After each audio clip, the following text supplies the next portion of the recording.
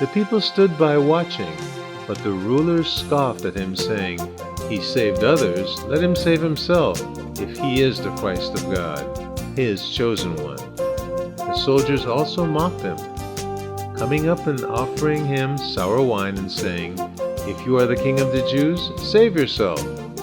There was also an inscription over him, "This is the King of the Jews." It is Thursday, the 14th day of December, 2023. Clive Walsh here, encouraging you to join me as I sit here and read our devotional thought, and you can sit wherever you are and take it in and expect the Lord to speak to you and encourage you in your relationship with Him this very day. Today's devotional thought is entitled, "This is the King." And the verses today, Luke chapter 23, verses 35 through 38, and it reads, "The people stood by watching, but the rulers scoffed at him, saying, 'He saved others, let him save himself, if he is the Christ of God, his chosen one.'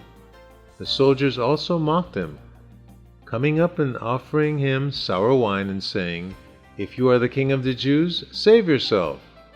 There was also an inscription over him, 'This is the King of the Jews.'" That's Luke's Gospel, chapter 23, verses 35 through 38. Alistair Begg writes, "In Roman-occupied Judea, it was customary for an accused individual to have a sign hanging around his neck declaring the crime he had committed. But with Jesus, there was a problem. Jesus was completely innocent of any wrongdoing. Why then did Pilate put a sign of Jesus around that read, "This is the King of the Jews"? The answer comes in John's Gospel. John reminds us that Jesus was the herald Messiah. He was the chosen one of Israel.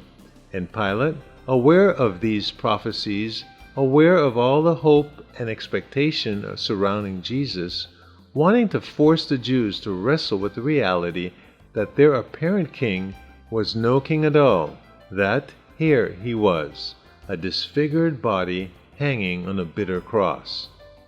Therefore, John records, the Jewish leader came to Pilate, asked him to change the sign. They wanted it to read, "This man said, I am the King of the Jews." But Pilate retorted, "What I have written, I have written." John chapter 19, verses 21 and 22. This decision was final, and so it was that Jesus died under a sign proclaiming his true identity. Yet in response to the sign, in response to Jesus' kingship, the rulers scoffed at him, and the soldiers also mocked him. From the top of society to the bottom, from the most refined to the roughest, the reaction was the same: rejection. Rulers and soldiers alike took the view that a genuine Messiah would never deliver himself. In other words, they assumed they would know that Jesus really was the Messiah if he saved himself. It is a tragic irony, for it is actually because Jesus didn't save himself that he is able to save those who come to God through him. God's ways are not man's ways. The proof of Jesus' identity and of his love is that he chose to die under this sign. It is easy to assume that we do not scoff and mock like those around the cross. Yet sometimes we think and act just like the rulers and the soldiers, waiting for God to do something that makes perfect sense to us, refusing to trust that his ways are always good and loving, and then failing to see his perfect plan unfold right in front of us. When such temptation creeps in, remember just how accurate Pilate's incision was.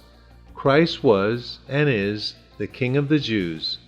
Indeed, he is the King of kings and Lord of lords, Revelation 19:16, worthy of all of our trust, praise, and adoration. This is the King. The title of our devotional thought for this 14th day of December 2023, coming from the devotional book Truth for Life, 365 Daily Devotions, Volume 2 by Pastor Alistair Begg. Clive Walsh here, asking God's richest blessings upon you.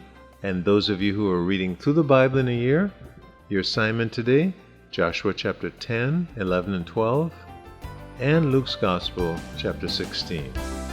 God bless you and have a great day.